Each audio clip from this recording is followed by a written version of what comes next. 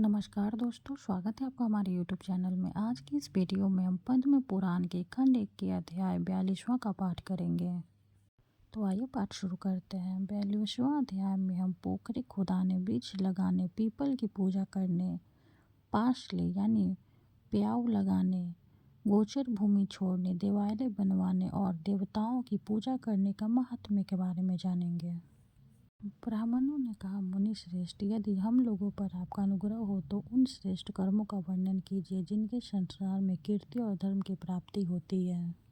व्यास जी ने कहा, जिसके खुदवाए हुए पोखर में अथवा वन में गौएं 1 मास या 7 दिनों तक तृप्त रहती है, वह पवित्र होकर संपूर्ण देवताओं द्वारा पूजित होता है। विशेषतः प्रतिष्ठा के द्वारा पवित्र हुई पोखरी के जल का दान करने से जो फल होता है वह सब सुनो।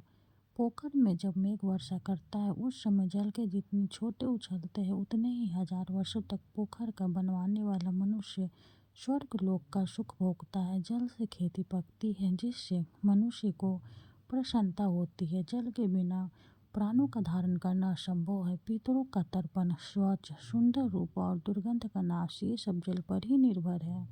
इस जगत में संग्रह किए हुए संपूर्ण बीजों का आधार जल ही है। कपड़े धोना और बर्तनों को मौज कर धोना, चमकीला बनाना ही जल के अधीन है। इससे प्रत्येक कार्य में जल को पवित्र माना जाता है। अतः सब प्रकार से प्रयत्न करके सारा बल और सारा धन लगाकर बावली, कुआं तथा पोखर बनवाने चाहिए। जो निर्जल प्रदेश में जलाशय बनवाता है उसे प्रतिदिन इतना पुण्य प्राप्त होता है जिससे वह एक एक दिन के पुण्य के बदले एक एक कल्प तक स्वर्ग में निवास करता है। जलाशय बनाने का उपदेश देने वालों को 1 करोड़ वर्षों तक स्वर्ग का निवास प्राप्त होता है तथा जो स्वयं जलाशय बनवाता है उसका पुण्य क्षय होता है। पूर्व काल की बात है, किसी धनी के पुत्र ने एक विख्यात जलाशय का निर्माण कराया जिसमें उसने 10,000 सोने की मोहरें व्यय की थी। धनी ने अपनी पूरी शक्ति लगाकर प्राण पक्ष से चेष्टा करने की बड़ी श्रद्धा के साथ संपूर्ण प्राणियों के उपकार के लिए वह कल्याणमय जलाशय तैयार करवाया था। कुछ काल के पश्चात वह निर्धन हो गया। उसके बाद एक दूसरा धनी उसके बनवाए हुए जलाशय का मूल्य देने को उद्धत हुआ और कहा, मैं इस जलाशय के लिए 10,000 स्वर्ण मुद्राएं दूंगा। इसे खुदवाने का पुण्य तो तुम्हें मिल ही चुका है। मैं केवल मूल्य देकर इसके ऊपर अपना अधिकार करना चाहता हूँ। यदि तुम्हें लाभ जान पड़े तो मेरा प्रस्ताव स्वीकार करो। धनी के ऐसा कहने पर जलाशय निर्माण करवाने वाले ने उसे इस प्रकार उत्तर दिया, भाई, 10,000 का पुण्य फल तो इस जलाशय से मुझे रोज ही प्राप्त होता है। पुण्य वेतनाओं से जलाशय निर्माण का ऐसा ही पुण्य माना जाता है। इस निर्जल प्रदेश में मैंने यह कल्याण में सरोवर निर्माण कराया है। इसमें सब लोग अपनी इच्छा के अनुसार स्नान और जलपान आदि कार्य कर सकते हैं।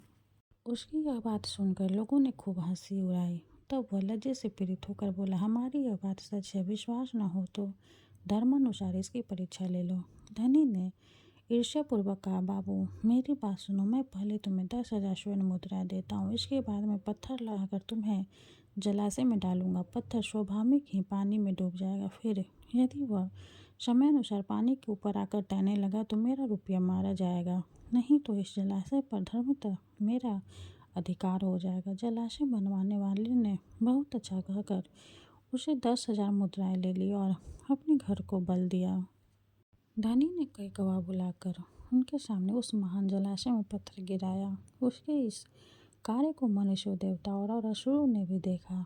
तब धर्म के समीक्षा ने धर्म तुला पर 10,000 स्वर्ण मुद्राएं और जलाशय के जल को तोला, किंतु वे मुद्रा जलाशय से होने वाले एक दिन के जल दान की भी तुलना न कर सके। अपने धर्म को व्यर्थ जाते देख धनी के हृदय को बड़ा दुख हुआ। दूसरे दिन वह पत्थर भी दीप की भांति जल के ऊपर तैरने लगा। यह देख लोगों में बड़ा कोलाहल मचा।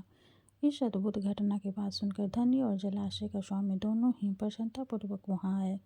पत्थर को उस अवस्था में देख धनी अपनी 10,000 मुद्राएं उसी की मान ली। तत्पश्चात जलाशय के स्वामी ने ही वह पत्थर उठाकर दूर फेंक दिया। नष्ट होते हुए जलाशय को पुनः खुदवाकर उसका उद्धार करने से जो पुण्य होता है उसके द्वारा मनुष्य स्वर्ग में निवास करता है तथा प्रत्येक जन्म में वह शांत और सुखी होता। अपने गोत्र के मनुष्य, माता के कुटुंबी, राजा, सगे संबंधी, मित्र और उपकारी पुरुषों के खुदवाए हुए जलाशय का जिन्हों पर करके अक्षय फल की प्राप्ति होती है। तपस्वियों, अनाथों और विशेषतः ब्राह्मणों के लिए जलाशय खुदवाने से भी मनुष्य अक्षय स्वर्ग का सुख भोगता है। इसलिए ब्राह्मण है जो अपनी शक्ति के अनुसार जलाशय आदि का निर्माण करता है, वो सब पाप के क्षय हो जाने से पुण्य तथा मोक्ष को प्राप्त होता है। जो धार्मिक पुरुष लोक में इस महान धर्म में उपाख्यान को सुनाता है, उसे सब प्रकार के जलाशय दान करने का फल होता है। सूर्य ग्रहण के समय गंगा जी के उत्तम तट पर 1 करोड़ गोदान करने का जो फल होता है, वही इस प्रसंग को सुनने से मनुष्य प्राप्त करता है। अब मैं संपूर्ण वृक्ष के लगाने का अलग अलग फल कहूँगा। जो जलाशय के तट पर चारों ओर पवित्र वृक्षों को लगाता है, उसके पुण्य फल का वर्णन नहीं किया जा सकता। अन्य स्थानों में वृक्ष लगाने से जो फल प्राप्त होता है, जल के समीप लगाने पर उसकी अपेक्षा करोड़ों गुना अधिक फल होता है। अपने बनवाए हुए पोखरे के किनारे वृक्ष लगाने वाला मनुष्य अंततः फल का भागी होता है। जलाशय के समीप पीपल का वृक्ष लगाकर मनुष्य जिस फल को प्राप्त करता वह सैकड़ों यज्ञों से भी नहीं मिल सकता। प्रत्येक पर्वत के दिन जो उसके पत्ते जल में गिरते हुए पिंड के समान होकर पितरों को अक्षय तृप्ति प्रदान करते तथा उस वृक्ष पर रहने वाले पक्षी अपनी इनके अनुसार जो फल खाते हैं, उसका ब्राह्मण भोजन के समान अक्षय फल होता है। गर्मी समय में गौ देवता और ब्राह्मण जिस पीपल की छाया में बैठते हैं, उसे लगाने वाले मनुष्य के पितरों को अक्षय स्वर्ग की प्राप्ति होती है। अतः सब प्रकार से प्रयत्न करके पीपल का वृक्ष लगाने चाहिए। एक वृक्ष लगा देने पर भी मनुष्य स्वर्ग से भ्रष्ट नहीं होता। रसों के क्रय विक्रय के लिए नियत रमणीय स्थान पर मार्ग में और जलाशय के किनारे जो वृक्ष लगता है, वह मनोरम स्वर्ग को प्राप्त होता है। ब्राह्मणों, पीपल के वृक्ष को पूजा करने से जो पुण्य होता है उसे बतलाता हूँ, सुनो। जो मनुष्य स्नान करके पीपल के वृक्ष का स्पर्श करता है, वह सब पापों से मुक्त हो जाता है। जो बिना नहाए पीपल का स्पर्श करता है, उसे स्नान जन्य फल की प्राप्ति होती है। अक्षतता के दर्शन से पाप का नाश और स्पर्श से लक्ष्मी की प्राप्ति होती है। उसकी प्रत दक्षिणा करने से आयु बढ़ती है। अश्वत्थ को अभीष्ट दूध, नैवेद्य, फूल, धूप और दीपक अर्पण करके मनुष्य स्वर्ग से भ्रष्ट नहीं होता। पीपल की जड़ के पास बैठकर जो जप, होम, स्रोत, पाठ और यंत्र मंत्र आदि के अनुष्ठान किए जाते हैं, उन सब का फल करोड़ गुना होता है। जिसकी जड़ में श्री विष्णु, तने में भगवान शंकर तथा अग्रभाग में साक्षात ब्रह्मा जी स्थित है, उसे संसार में कौन नहीं पूजेगा। सोमवती अमावस्या को मौन होकर स्नान और 1000 गौ का दान करने से जो फल प्राप्त होता है, वही फल अश्वत्थ वृक्ष को प्रणाम करने से मिल जाता है। अश्वत्थ की 7 बार प्रदक्षिणा करने से 10,000 गौ के और इससे अधिक अनेकों बार परिक्रमा करने पर करोड़ों गौ के दान का फल प्राप्त होता है। अतः पीपल वृक्ष की परिक्रमा सदा ही करनी चाहिए। विप्रगण, पीपल के वृक्ष के नीचे जो फल, मूल और जल आदि का दान किया जाता है, वह सब अक्षय होकर जन्म जन्मांतरों प्राप्त होता रहता है। पीपल के समान दूसरा कोई वृक्ष नहीं है। अश्वत्थ वृक्ष के रूप में साक्षात श्री हरि इस भूतल पर विराजमान है। जैसे संसार में ब्राह्मण, गौ तथा देवता पूजनीय होते हैं, उस प्रकार पीपल का वृक्ष भी अत्यंत पूजनीय माना गया है। पीपल को रोपने, रक्षा करने, छूने तथा पूजने से वह क्रमशः धन, पुत्र, स्वर्ग और मोक्ष प्रदान करता है। जो मनुष्य अश्वत्थ वृक्ष के शरीर में कहीं कुछ चोट पहुंचाता, उसकी डाल या टहनी काट लेता है, वह एक कल्प तक नरक भोगकर चंडाल आदि योनि में जन्म ग्रहण करता है। और जो कोई भी पीपल को जड़ से काट देता है, उसका कभी नरक से उद्धार नहीं होता। यही नहीं, उसकी पहली कई पीढ़ियां भयंकर रौनक नरक में पड़ती है। बेल के 8, बरगद के 7 और नीम के 10 वृक्ष लगाने का जो फल होता है, पीपल का एक पेड़ लगाने से ही वही सब फल प्राप्त होता है। अब मैं पाशले यानी प्याऊ का लक्षण बताता हूँ। जहाँ जल का अभाव हो, ऐसे मार्ग में पवित्र स्थान पर एक मंडप बनाएं। यह मार्ग ऐसा होना चाहिए जहाँ बहुत से पथों का आना जाना लगा रहता। वहाँ मंडप में जल का प्रबंध रखें और गर्मी, बरसात तथा शरद ऋतु में बटोहियों को जल पिलाता रहे। 3 वर्षों तक इस प्रकार पसले को चालू रखने से पोखरा खुदवाने का पुण्य प्राप्त होता है।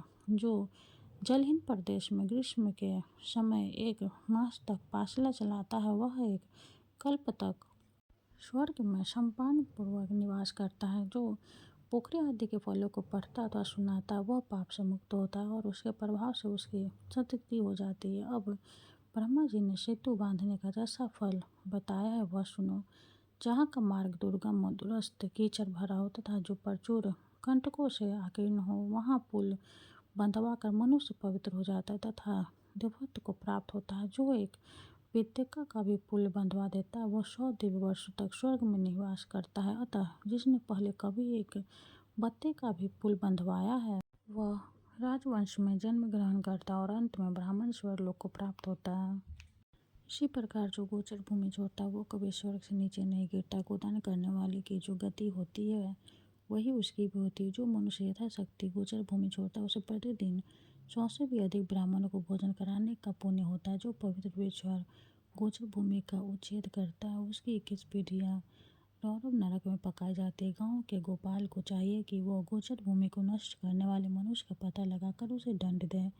जो मनुष्य भगवान श्री विष्णु की प्रतिमा के लिए 3 या 5 खंभे से युक्त शोभा संपन्न और सुंदर कलश से विभूषित मंदिर बनवाता है अतः इससे भी बढ़कर जो मिट्टी या पत्थर का देवालय निर्माण कराता है उसके खर्च के लिए धन और वित्ती लगाता है तथा मंदिर में अपने इष्ट देवी की विशेषता भगवान श्री विष्णु की प्रतिमा स्थापित करके शास्त्रोक्त विधि से उसकी प्रतिष्ठा कराता वह नरश्रेष्ठ भगवान श्री विष्णु के साजुष्य को प्राप्त होता है। श्री विष्णु या श्री शिव की प्रतिमा बनवाकर उसके साथ अन्य देवताओं की भी मनोहर मूर्ति निर्माण कराने से मनुष्य जिस फल को प्राप्त करता है वह इस पृथ्वी पर हजारों यज्ञ दान और व्रत आदि करने से भी नहीं मिलता। अपनी शक्ति के अनुसार श्री शिवलिंग के लिए मंदिर बनवाकर धर्मात्मा पुरुष वही फल प्राप्त करता है जो श्री विष्णु प्रतिमा के लिए मंदिर बनवाने से मिलता है। जो मनुष्य अपने घर में भगवान श्री शंकर की सुंदर प्रतिमा स्थापित करता है वो 1 करोड़ कल्पों तक देवलोक में निवास करता है।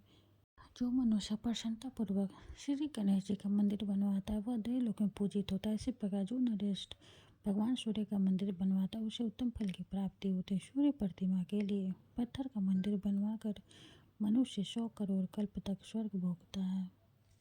जो इष्ट देव मंदिर में 1 मास तक अनिर्ष घी का दीपक जलाता है वो उत्तम देवताओं से पूजित होकर 10,000 दिव्य वर्षों तक स्वर्गलोक में निवास करता है। तिल के अथवा दूसरे किसी तेल के दीपक जलाने का फल घी की अपेक्षा आधा होता है। 1 मास तक जल चढ़ाने से जो फल मिलता है उससे मनुष्य ईश्वर भाव को प्राप्त होता है। शीतकाल में देवताओं को रोईदार कपड़ा चढ़ाकर मनुष्य सब दुखों से मुक्त हो जाता है। दिव्य ग्रह को ढकने के लिए 4 हाथ का सुंदर वस्त्र अर्पण करके मनुष्य कभी स्वयं से नहीं गिरता। उन्नति की इच्छा रखने वाले पुरुषों को स्वयंभू शिवलिंगों की पूजा करनी चाहिए। जो विद्वान एक बार भी शिवलिंग की परिक्रमा करता है वह 100 दिव्य वर्षों तक स्वर्गलोक का सुख भोगता है। इसी प्रकार क्रमशः स्वयं भी शिवलिंगों को नमस्कार करके मनुष्य विश्व विधान होकर स्वर्गलोक को जाता है इसलिए प्रतिदिन उन्हें प्रणाम करना चाहिए। जो मनुष्य लिंग स्वरूप भगवान श्री शंकर के धन का अपहरण करता है वह रौरव नरक की यातना भोग कर अंत में कीड़ा होता है। जो शिवलिंग अथवा भगवान श्री विष्णु की पूजा के लिए मिले हुए दाता के द्रव्य को स्वयं ही हर लेता है वह अपने कुल की करोड़ों पीढ़ियों के हड़प साथ नरक से उद्धार नहीं पाता। जो जल फूल और धूप दीप आदि के लिए धन लेकर फिर लोभ वंश से उस कार्य में नहीं लगाता वह अक्षय नरक में पड़ता है।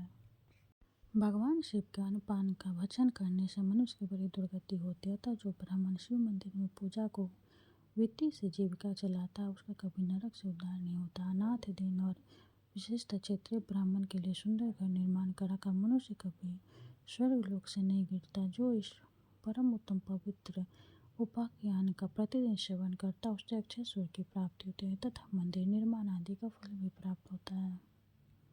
42वां अध्याय समाप्त हुआ। हरे कृष्णा। अब हम सूर्य देव की आरती करेंगे। ओम जय सूर्य भगवान, जय हो दिनकर भगवान। जगत के नेत्र स्वरूप तुम हो त्रिगुण स्वरूप, धरते सभी तब ध्यान। ओम जय सूर्य भगवान, ओम जय सूर्य भगवान। शारदीय अरुण है प्रभु तुम श्वेत कमलधारी, तुम 4 भुजाधारी शेषाद्रि तुम्हारे। कोटि किरण पसारे तुम हो देव महान। ओम जय सूर्य भगवान, ओम जय सूर्य भगवान। उषा काल में जब तुम उदया चले आते, सभी तब दर्शन पाते। फैलाते उजियारा जागता तब जग सारा करे सब तब गुणगान। ओम जय सूर्य भगवान, ओम जय सूर्य भगवान। संध्या में भुवनेश्वर अस्ताचल जाते, गोधन तब घर आते। गोधूलि बेला में हरे घर हरे आंगन में हो तब महिमा गान। ओम जय सूर्य भगवान, ओम जय सूर्य भगवान। देव तनुज नर नारी ऋषि मुनिवर भजते, आदित्य तेज जपते सोते मंगलकारी। इसकी है रचना न्यारी देनव जीवन दान। ओम जय सूर्य भगवान, ओम जय सूर्य भगवान। तुम हो त्रिकाल रचयिता, तुम जग के आधार। महिमा तब अपरंपार, प्राणों का सिंचन करके भक्त को अपने देते, बल बुद्धि और ज्ञान। ओम जय सूर्य भगवान, ओम जय सूर्य भगवान। भूचर जलचर खेचर सबके हो प्राण तुम्ही, सब जीवों के प्राण तुम्ही। वेद पुराण बखाने, धर्म सभी तुम्हें माने, तुम ही सर्वशक्तिमान। ओम जय सूर्य भगवान, ओम जय सूर्य भगवान। पूजन करते दिशाएं, पूजे दश दिक्पाल। तुम भुवनों के प्रतिपाल, ऋतु तुम्हारी दासी। तुम शाश्वत विनाशी, शुभकारी अंशुमान। ओम जय सूर्य भगवान, ओम जय सूर्य भगवान। जय हो दिनकर भगवान, जगत के नेत्र स्वरूपा। तुम हो त्रिगुण स्वरूपा, धरत सभी तब ध्यान। ओम जय सूर्य भगवान, ओम जय सूर्य भगवान। सूर्य भगवान की जय हो। वीडियो अगर अच्छी लगे तो लाइक कर दे, चैनल को सब्सक्राइब कर दे। धन्यवाद।